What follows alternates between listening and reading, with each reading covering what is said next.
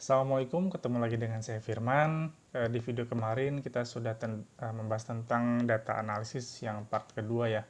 Untuk kali ini kita akan lanjutkan ke data analisis yang ketiga. Ayo kita mulai.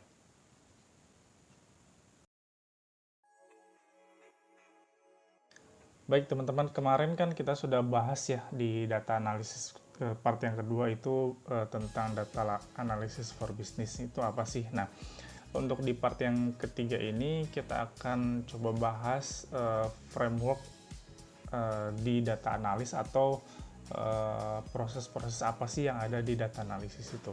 Nah, di data analisis itu ada framework atau kerangka kerja yang sangat terkenal yaitu CRISP-DM ya.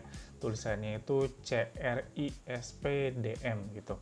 Nah, CRISP-DM itu apa sih?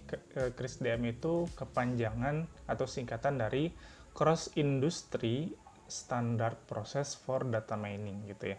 Jadi di sini adalah kerangka kerja lintas industri yang merupakan standar untuk mining data atau penambangan data atau penarikan data. Nah, si CRISP-DM ini tuh terdiri atas apa saja sih? Nah, yang pertama, CRISP-DM ini langkah yang pertama adalah business understanding. Nah, jadi di sini di proses data mining ini kita harus istilahnya mengetahui atau mengerti nih sebetulnya apa sih yang sedang kita butuhkan dalam bisnis ini gitu. Jadi sesuatu hal apa yang kira-kira dibutuhkan oleh bisnis untuk bertumbuh misalkan. Nah, setelah business understanding, jadi kita mengerti tentang bisnisnya atau bisnis yang dibutuhkan. Nah, kemudian setelah itu kerangka yang kedua itu kita harus ada yang namanya data understanding-nya. Nah, yang pertama itu bisnisnya harus dimengerti, yang kedua itu datanya yang harus dimengerti gitu. Nah, jadi di sini data apa saja sih yang kita miliki, kemudian data apa saja sih yang kira-kira kita butuhkan gitu ya untuk mengembangkan suatu bisnis atau untuk mengetahui model-model bisnis tertentu, atau misalkan data apa saja sih yang kita miliki dan kita butuhkan untuk bisnis ini yang sedang kita jalani gitu. Nah, jadi antara business understanding dan data understanding itu sifatnya bolak-balik gitu. Jadi kalau misalkan business understanding-nya itu sudah oke, kemudian data understanding-nya belum oke, nah itu bisa balik lagi gitu ya, bisa balik lagi ke proses business understanding-nya gitu. Jadi kedua proses ini antara business understanding dengan data understanding ini harus benar-benar sama gitu, satu tujuan. Nah, kemudian untuk proses framework yang kedua di data mining sendiri itu adalah data preparation gitu. Nah, di data preparation ini kita dituntut untuk bisa menyiapkan suatu data agar dapat dianalisa gitu ya. Jadi gimana sih data itu disiapkan, kemudian apa-apa saja yang harus dipersiapkan, data apa saja yang kita butuhkan untuk mengembangkan bisnis yang sedang kita jalankan misalkan gitu ya. Nah, setelah datanya itu dipersiapkan, kemudian kita juga harus menentukan teknik modelingnya gitu. Nah, jadi modelingnya ini nanti mau seperti apa? Nah, teknik model apa saja sih yang bisa kita terapkan pada bisnis ini gitu.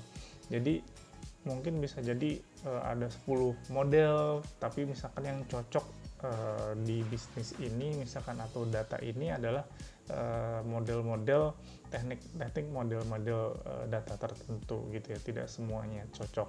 Nah, setelah business understanding-nya sudah oke, data understanding-nya sudah oke, kemudian data preparation-nya sudah dibuat, kemudian teknik modeling-nya sudah ditentukan.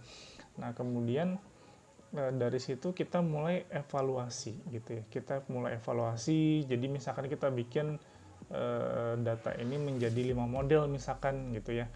Dari tadi yang misalkan dari 10 model, kemudian kita kerucutkan, kita menentukan 5 model. Nah, dari 5 model ini nanti kita evaluasi gitu ya. Ada yang namanya di sini tahap selanjutnya adalah proses evaluasi. Nah, di proses evaluasi ini kita menentukan nih kira-kira model mana dari misalkan tadi yang 5 itu yang sesuai, yang paling sesuai dalam bisnis yang kita tentukan atau dalam bisnis yang sedang kita jalani untuk dilakukan data analisisnya. Nah, setelah proses evaluasi tadi diselesaikan gitu ya, kita sudah dapat model-model mana saja yang sesuai dengan bisnis kita. Proses yang terakhir adalah proses deployment datanya gitu ya. Nah, jadi deployment data ini adalah penyajian data kepada stakeholder kita gitu ya. Jadi si pemegang bisnis tersebut, pemegang kepentingan atau keputusan. Jadi ketika semuanya itu sudah dilakukan, kemudian terakhir adalah proses deployment atau proses implementasi laporan kepada stakeholder. Jadi di sini kita harus menyajikan laporan data yang kira-kira dapat dengan mudah diakses oleh stakeholdernya, kemudian dapat dengan mudah dibaca oleh stakeholdernya, kemudian data tersebut adalah data yang benar-benar diinginkan gitu, informasi yang betul-betul diinginkan oleh stakeholder pemegang keputusan agar mereka bisa mengambil keputusan dengan benar pada bisnis yang sedang dijalankan. Ya, mungkin segini dulu untuk video kali ini. Kita akan lebih lanjut mengenai contohnya di video selanjutnya. Terima kasih. Assalamualaikum.